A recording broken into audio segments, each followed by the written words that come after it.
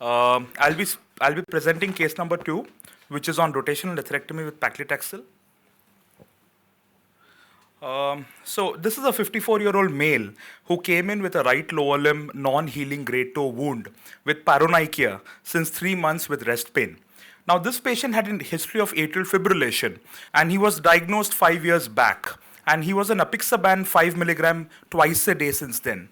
He's a hypertensive patient since 10 years, and he had a 2 by 2 centimeter wound on the medial aspect of the great toe with partial nail avulsion. The patient on examination had absent popliteal and ankle pulses on both limbs, and both lower limb Doppler showed a distal SFA popliteal lesion with poor blood flow below the knee. Now, this patient came to me. I treated him medically for 3 weeks, and there was pain with no improvement of the wound. So whenever there's an absent popliteal pulse, I normally do a CT angio. So the CT angio gave a very peculiar sort of a report. It gave as a long segment irregular thrombi, which was seen in bilateral popliteal arteries and left distal superficial femoral artery, and causing variable partial to severe luminal narrowing. And it was less on the right side, more on the left side. However, the wound was there on the right side, and there was no wound on the left. Now, looking at this report and looking at the film, I called up I told the patient that you might require a stent or a bypass if it does not come out. Looks like a thrombus. But the patient had already undergone an angio before, and there they found that the wire could not go down on the left side. So my plan was, number one, DSA and proceed. I did a D-dimer just to rule out any acute event, which was quite nominal. I thought I'll treat only the right leg for now, and I'll go for the left leg later. And if, for example, I go in, I see acute clot and lies, do an atherectomy if chronic, and as there were popliteal lesions, and I didn't want to stent the popliteal artery. And if, for example, I'm using an atherectomy device, I treat both the legs simultaneously. Now, I did an angio for the right leg. There was quite good flow, good, nice vessels. But as I went down, there was a plaque, which was quite bad, with a lot of, the old thrombus which had laminated and formed in that area. So I called up Bard. I asked them whether I could use their Rotarex or not. But they were not very clear with the indication of the device. So then I called up, I had no other option. I thought I'll call up Boston and I'll ask for JETSTREAM. So I got a JETSTREAM done. So in this case, I saw the Belloni runoff as well. The Belloni runoff was very slow in nature through that plaque. And I still gave a little bit of Actylase, 4 milligram of Actylase in this patient. And the top part basically cleared up a bit. I put my wire across this lesion. The wire went through the true lumen, through all the old laminated thrombus, plaque, the lesions which were there in that area. But I could get into the through lumen all the way down. You can see through the wire movement as well. And I used the JETSTREAM atherectomy device. Now, I had been told that do the top first and then go below. I was scared to use a filter because I did not have a wire which was meaning it clubbed with the device, and I was fearing, the coating of the wire to basically get delaminated and the coating going down. Gave me a good result per se. I could get a good outcome. The atherectomy device went well from top to bottom. Post-atherectomy, this was the result.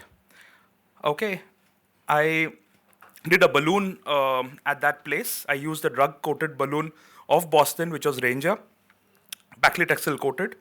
And post-DEB, it was a larger vessel of 5 mm. It was quite a decent result. The Belloni runoff was anterior tibial, posterior tibial, and peroneal, which I could see quite well.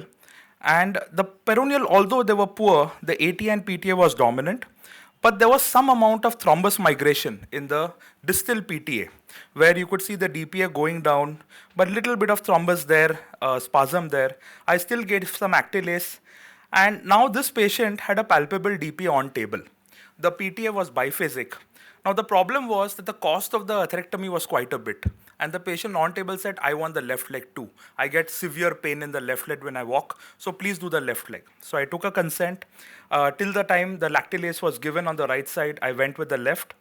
The left was even scarier. The lesions were quite bad, and in such cases, normally we tend to do a bypass. I told the patient that I think a bypass would be better. But then because the machine was new and there was an intention to use it on this side as well. So I crossed it, true lumen to true lumen, took some time to cross. There were a lot of outpouchings in the vessel, but I could get some access through the true lumen.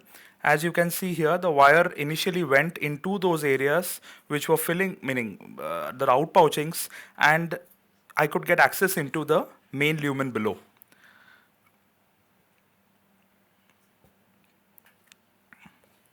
Okay, and the wire goes across. The ankle runoff per se was more anterior tibial artery, dorsalis pedis artery dominant. The peroneal and PTA was not there. Probably he must have embolized before as well.